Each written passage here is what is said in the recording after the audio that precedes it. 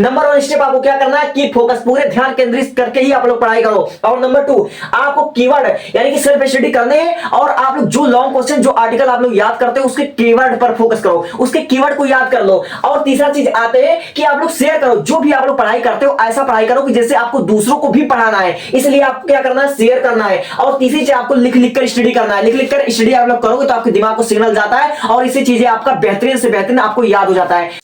प्यारे छात्र और छात्राओं, अगर आपको 10वीं का बोर्ड एग्जाम देना, अगर आपको 12वीं का बोर्ड एग्जाम देना है, लेकिन आपकी सबसे बड़ी प्रॉब्लम यह है कि आप लोग चीजों को ज्यादा देर तक याद नहीं रख पाते हो, अगर आपको भूलने की भी बीमारी है, तो मैं आपको गारंटी के साथ विश्वास दिलाता हूं, अगर आपने इस वीडियो पर गलती से क्लिक करा है तो मेरे 4 स्टेप को फॉलो करने के बाद आप लोग भूलने की बीमारी तक भूल जाओगे। सिर्फ और सिर्फ 4 स्टेप को आप लोग फॉलो करना है। और हाँ, मैं कोई भी वीडियो अगर क्रिएट करता हूं, अगर मैं कोई भी कंटेंट तैयार करता हूं, तो मेरे भाई उसको सबसे पहले मैं अपने ऊपर उसका एक्सपेरिमेंट करता हूं। यानी कहने का मतलब ये कि मैं कोई भी फेक वीडियो नहीं बनाता हूं। और हाँ, इन चारों ट्रिक को, चारों स्टेप को फॉलो करने के बाद मात्र 1 हफ्ते में आकर मेरे को इस वीडियो पर कमेंट करना कि तुमको क्या बेनिफिट हुए, आखिर चीजें तुमको आसान लग रही है या फिर नहीं लग रही है। ठीक है, तो अगर आप लोग को लॉन्ग क्वेश्चन याद करना है ज्यादा देर तक, अगर आप लोग को लंबे लंबे डेरिवेशन नहीं याद होते फिजिक्स के, अगर आपको हिस्ट्री के लंबे लंबे लॉन्ग क्वेश्चंस नहीं याद होते 2-4 पेज के, तो मैं जो कहने वाला हूं उसको पहले ध्यान के साथ करो। ठीक है, सबसे पहली बात, अगर आपको लॉन्ग क्वेश्चन को याद करना है, लाइक अगर आपको हिस्ट्री याद नहीं होती, अगर आपको इंग्लिश के आर्टिकल याद नहीं होते,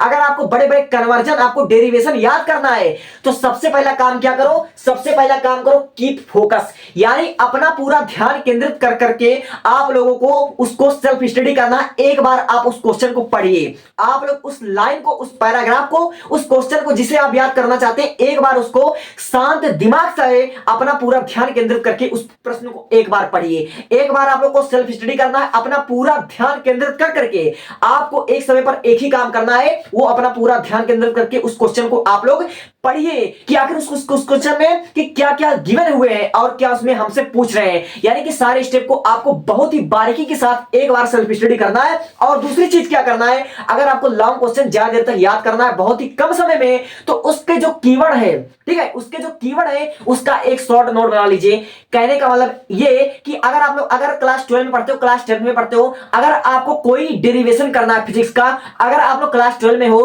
तो आपकी फिजिक्स के पहले चैप्टर का जो हमारा एक डेरिवेशन है लॉन्ग का, जो कि बहुत ज्यादा इंपॉर्टेंट क्वेश्चन है, जैसे कि जो हमारा है क्या, वैद्युत क्षेत्र की तीव्रता निरक्षीय स्थिति में, अगर आपको इतना लंबा डेरिवेशन याद करना है तो उसका आप लोग क्या कीजिए, उसका आप लोग कीवर्ड को एक शॉर्ट नोट बना लीजिए, उसके जो कीवर्ड है उसको लिख लीजिए। जैसे हमारा वैद्युत क्षेत्र की तीव्रता निरक्षीय स्थिति में, उसको अगर आपको डेरिवेशन करना है तो उसके 5 स्टेप होते हैं। सबसे पहला स्टेप क्या होता है हमारा, सबसे पहले आप लोग फिगर बनाते हो, और दूसरी चीज आप लोग E1 E2 आप लोग मानते हो a/4πε0 Q/r²+L², और तीसरी चीज आप लोग मानते हो E = 2a cos थीटा, और चौथी स्टेप में आप लोग क्या करते हो, L² को नगण्य मान लेते हो, और 5वें स्टेप में आपका फाइनल आंसर आता है। तो यानी कहने का मतलब ये, अगर आपको लॉन्ग क्वेश्चन ज्यादा देर तक याद करना है तो आप लोग उसका एक शॉर्ट नोट बना लो। आप लोग लॉन्ग लॉन्ग क्वेश्चन का, आप लोग आर्टिकल्स का, आप लोग लंबे लंबे डेरिवेशन को स्टेप वाइज में बांट करके उसका एक शॉर्ट नोट बना लो। और इससे क्या होती है, आपकी 2-3 पेज का जो हमारा क्वेश्चंस होते हैं, 2-3 पेज का जो हमारा क्वेश्चंस होता है, वो आपका मात्र 4-5 स्टेप में, आपका 4-5 लाइन में वो एक शॉर्ट नोट के रूप में आपको याद हो जाता है। इससे आपका समय बच जाता है। और तीसरा चीज आपको क्या करना है,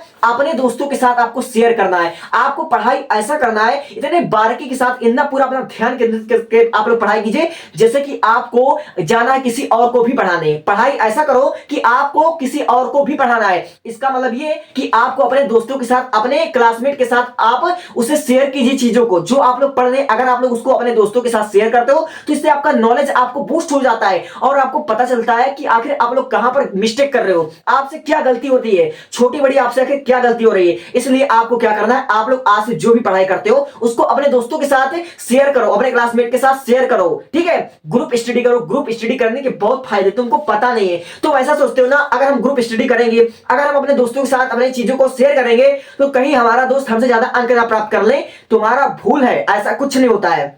अगर चीजों को लंबे समय तक याद रखना है और बोर्ड एग्जाम में आखिर तुमको अगर 70 में 70 नंबर चाहिए, 100 में 100 नंबर स्कोर करना है, तो आप लोग शेयर करना शुरू कर दो। इससे तुम्हारे कई फायदे होंगे। ठीक है, और पांचवा और आखिरी चीज, आप लोग को अगर बोर्ड एग्जाम देना है तो आपको चाहिए कि आप लोग लिखने का भी प्रैक्टिस करो, ठीक है। अगर आप लोग लिख लिख कर याद करते हो तो उससे आपके दिमाग को सिमल जाता है, जिससे आपको चीजें लॉन्ग टर्म तक याद रहती हैं। इसलिए आपको सिर्फ और सिर्फ 4 स्टेप को फॉलो करने हैं, और इतना करने के बाद कोई माइका लाल आपसे आगे नहीं निकल पाएगा, इस बात की मैं गारंटी देता हूं, क्योंकि इसको मैंने खुद आजमाया है, ठीक है।